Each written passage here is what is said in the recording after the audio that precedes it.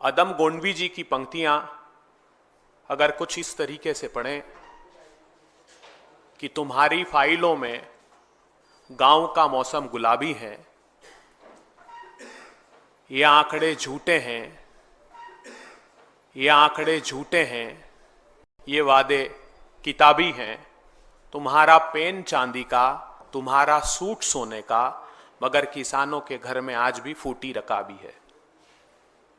ये पंक्तियां मोदी सरकार के किसानों के प्रति रवैये को चरितार्थ करती है। बीते 10 साल में मोदी सरकार ने जो किसानों के साथ दुर्व्यवहार किया है, उसकी एक लंबी कहानी है। कहते हैं ना, पूत के पांव पालने में दिख जाते हैं। सरकार ने आते ही जो किसानों के खिलाफ एक के बाद एक निर्णय लिए, उससे ये कहावत न सिर्फ चरितार्थ हुई, अपितु 75 करोड़ किसानों के मन में अंकित हो गई कि किसान विरोधी नरेंद्र मोदी। सत्ता में आते ही सबसे पहला निर्णय मोदी सरकार ने लिया कि किसानों को जो 150 रुपए का बोनस धान और गेहूं पर प्रांत की सरकारें दिया करती थी समर्थन मूल्य के ऊपर, वो जून 14 में एक आदेश जारी करके सभी राज्यों को कह दिया कि अगर ये बोनस आपने देना जारी रखा तो हम आपका समर्थन मूल्य पर से अनाज खरीदना बंद कर देंगे। दूसरा निर्णय लिया दिसंबर 2014 में, जब एक के बाद एक अध्यादेश लेकर आए किसानों की भूमि के उचित मुआवजा कानून, जो कांग्रेस पार्टी ने, मनमोहन सिंह जी, सोनिया गांधी जी ने सभी राजनीतिक दलों की सहमति से बनाया था, उसको रोकने के लिए 3 अध्यादेश लेकर आए। उसके बाद 6 फरवरी 2015 को सर्वोच्च अदालत में एक शपथ पत्र दिया और यह कहा कि अगर किसानों को लागत का 50% ऊपर समर्थन मूल्य दिया तो बाजार डिस्टॉर्ट हो जाएगा। अर्थात व्यापारियों के साथ मोदी सरकार खड़ी हो गई और इस बात से साफ इनकार कर दिया कि वो 50% समर्थन मूल्य कॉस्ट के ऊपर देने को तैयार है। प्रधानमंत्री जी ने बरेली की रैली में 28 फरवरी 2016 को एक घोषणा की कि 2022 तक किसान साथियों आपकी आय 2 गुनी कर दूंगा। मगर पता लगता है कि 10 वर्षों में एनएसएसओ बताता है कि किसान की आमदनी 27 रुपए प्रतिदिन रह गई है और 74,000 रुपए का औसत कर्ज किसानों पर देश भर में हो गया। फरवरी 2016 में ही खरीफ सीजन में सीहोर में प्रधानमंत्री जी ने एक रैली को संबोधित किया और कहा कि विश्व की सबसे अच्छी फसल बीमा योजना में किसान भाइयों के लिए लेकर आ रहा हूं। उसका हश्र यह हुआ कि आज निजी कंपनियों ने 64,000 करोड़ रुपए का मुनाफा कमाया। किसानों को तो उसका लाभ नहीं मिला, मगर निजी कंपनी मुनाफा योजना बनकर यह योजना रह गई। फिर हमने देखा कि प्रधानमंत्री ने कहा कि कोविड के समय आपदा को अवसर में तब्दील करना है, तो अपने मुट्ठी भर धन्ना सेठ दोस्तों के लिए 2020 में फिर अध्यादेश लेकर आए और कृषि के क्रूर काले कानून लेकर आए गए। अब आज पता लगता है कि वो क्रूर काले कानून, नीति आयोग में उसका मसौदा एक अमीरी उद्योगपति भारतीय मूल के शरद मराठे, उन्होंने ये प्रस्ताव दिया था, जिसको ये कृषि के क्रूर काले कानून के रूप में लेकर आए। वो कानून भी इसलिए लेकर आए थे कि इसेंशियल कमोडिटी एक्ट में संशोधन करके वैल्यू चेन पार्टिसिपेंट्स को असीमित मात्रा में संग्रहण की अनुमति, भंडारण की अनुमति दे दें और उससे वो असीमित मात्रा में भंडार करके ऐसे समय फसलें बाजार में बेच दें जब किसानों की फसलें आने वाली हो और प्राइसेस क्रैश हो जाए और किसानों को फसलों के दाम नहीं मिल पाए। मोदी सरकार ने बीते 10 साल में 25,000 रुपए हेक्टेयर खेती की लागत बढ़ा दी।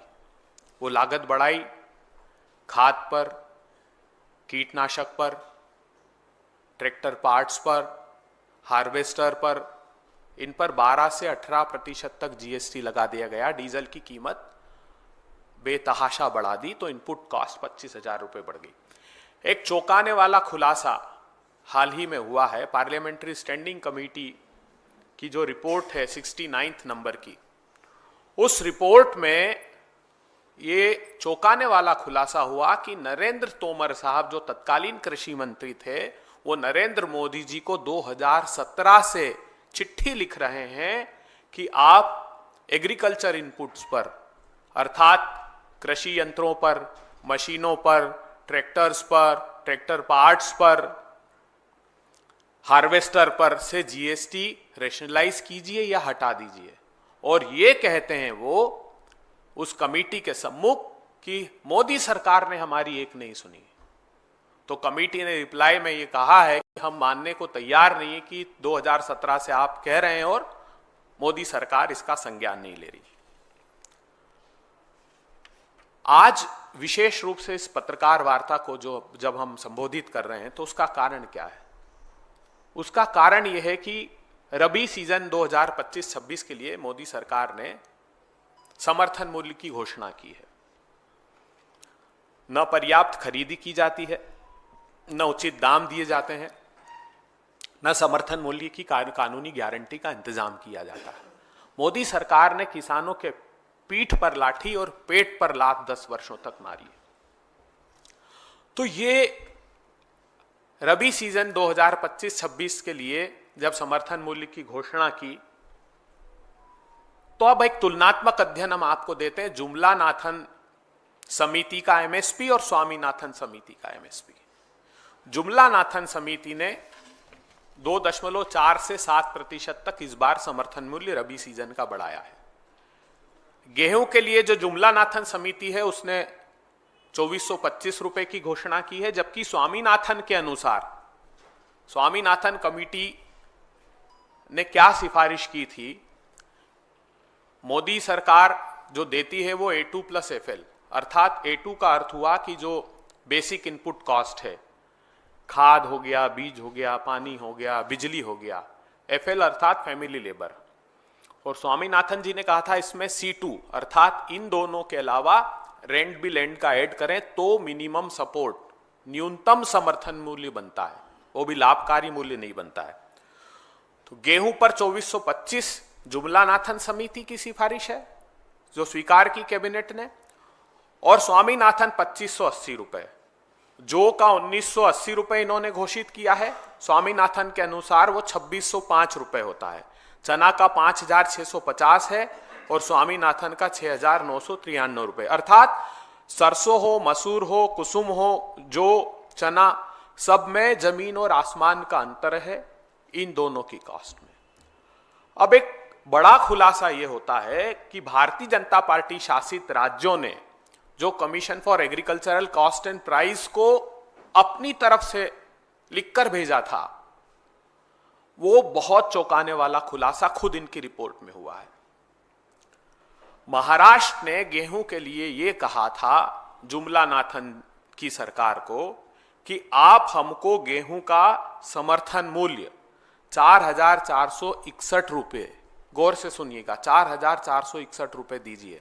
वो इसलिए उन्होंने कहा था कि हमारी लागत ही 3527 रुपए आती है महाराष्ट्र में गेहूं के उत्पादन की, और इन्होंने 4461 रुपए की तुलना में क्या दिया है, 2425 रुपए। मतलब 50-60% जो महाराष्ट्र ने मांगा उससे कम कर दिया। इसी प्रकार झारखंड ने 2855 रुपए गेहूं का मांगा। खुद मोदी जी जिस प्रांत से आते हैं, गुजरात प्रांत, वो 4050 रुपए मांग रहा था समर्थन मूल्य 25-26 का गेहूं का। चना भी महाराष्ट्र एक ऐसा प्रांत है जो चना 24-25% अकेला महाराष्ट्र प्रांत में चना का उत्पादन होता है, उससे पहले होता है मध्य प्रदेश में 26%। तो ये दो बड़े प्रांत है जहां पर चने का उत्पादन सबसे ज्यादा होता है। महाराष्ट्र सरकार ने कहा मोदी सरकार को कि 7119 रुपए आप चने का समर्थन मूल्य घोषित कीजिएगा 25-26 में, और इन्होंने चने का समर्थन मूल्य 5650 रुपए किया है।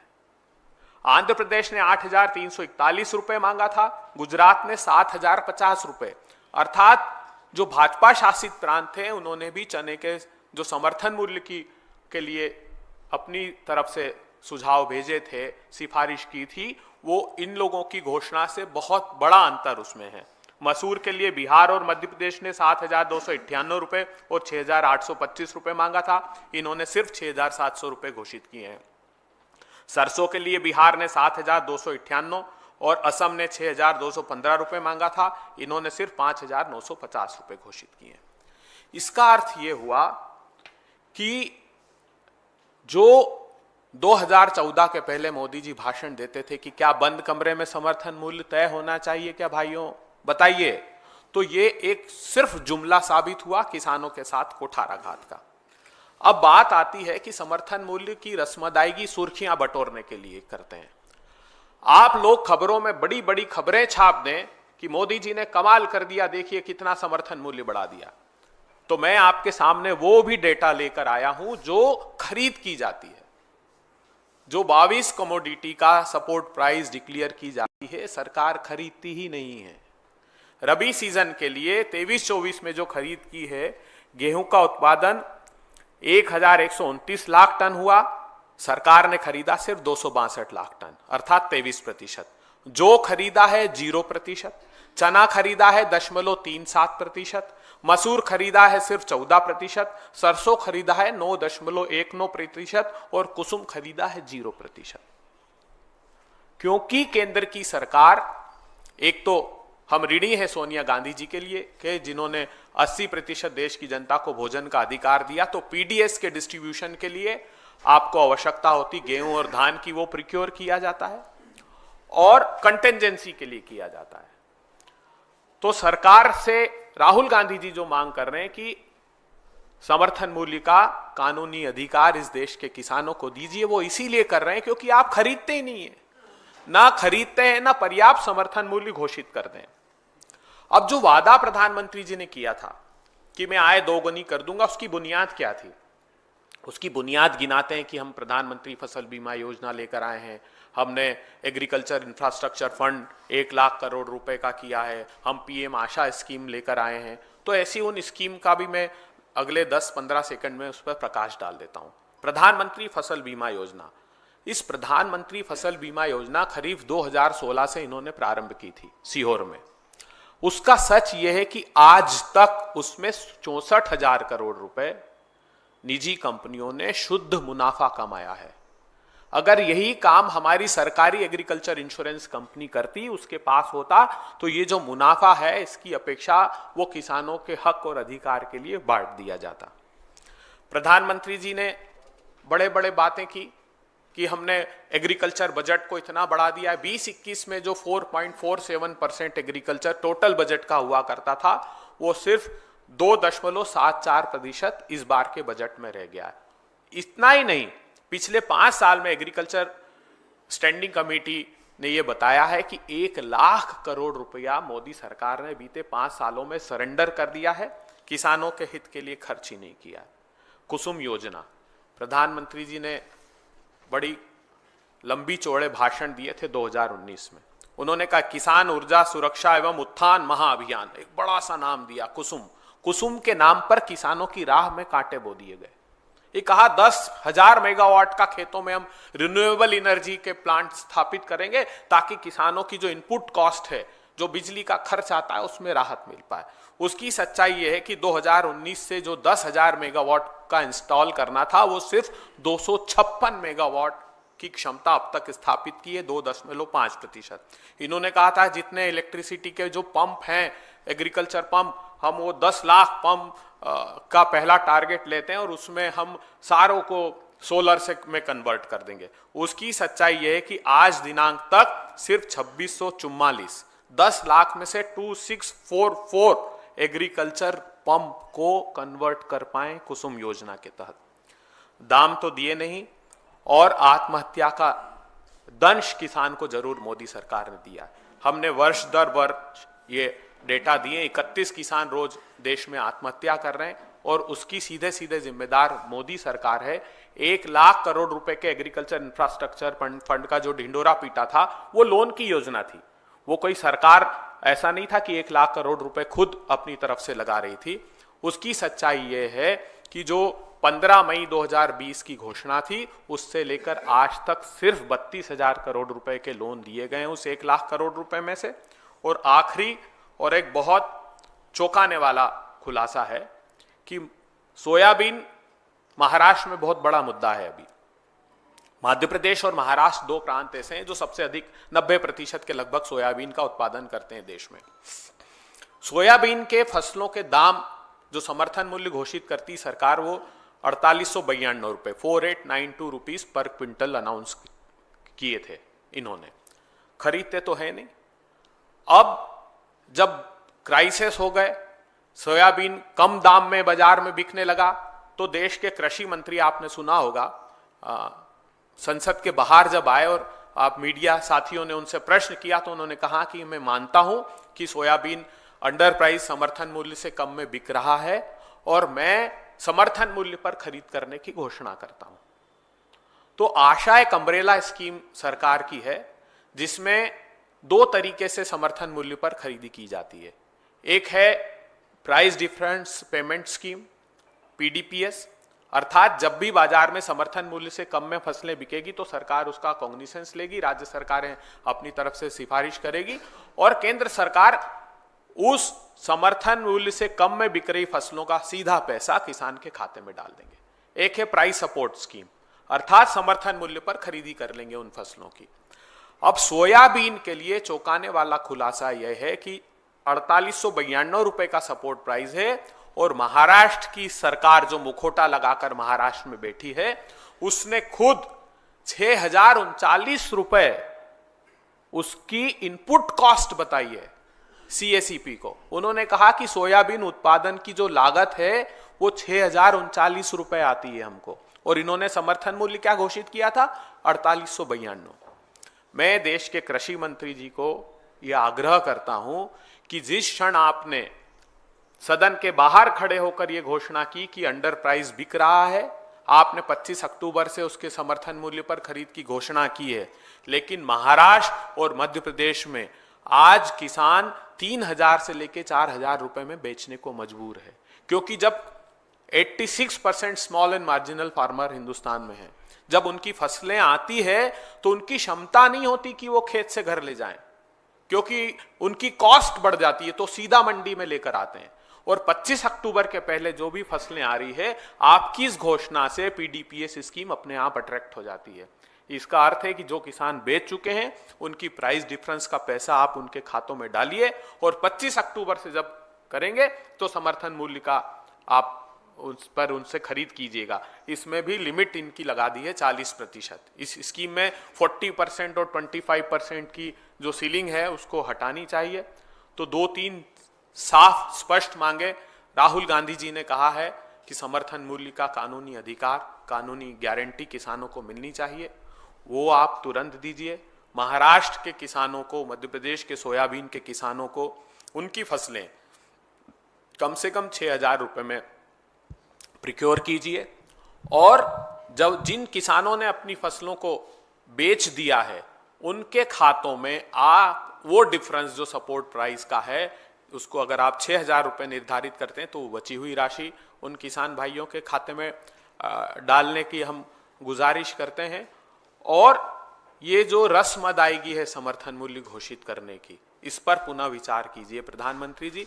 ये बंद कमरों में, और खुद सीएसीपी, ये गंभीर बात मैं बता रहा हूं, और अभी सीजन 2021 की रिपोर्ट में तो खुद commission for agricultural cost and price ने लिख दिया कि सरकार भी जो फसल खरीदती है वो ऐसे समय बाजार में बेच देती है जब किसानों की फसलें आने वाली होती है और प्राइसेस क्रैश हो जाते हैं।